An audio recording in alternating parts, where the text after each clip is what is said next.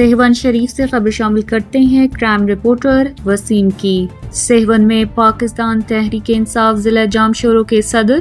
سردار فاروق احمد سولنگی، تعلقہ صدر ایاز عمرانی، ضلع سینئر نائب صدر محمد یوسف کھوسو، سینئر نائب صدر عبدالکریم کی قیادت میں پاک فوج کے ساتھ اظہار یکجہتی کے لیے جھج چوک سے ایک بڑی ریلی نکالی گئی۔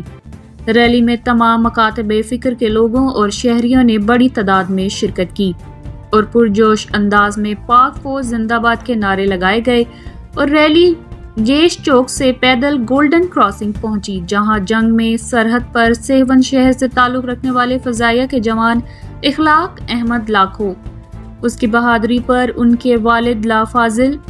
غلام علی کو سندھ کی ثقافت اور لسانی ثقافت کو خراج تحسین پیش کیا۔ پاکستان تحریک انصاف پارٹی کے رہنماؤں کی جانب سے ٹوپیاں، اجرک اور ہار پہنائے گئے۔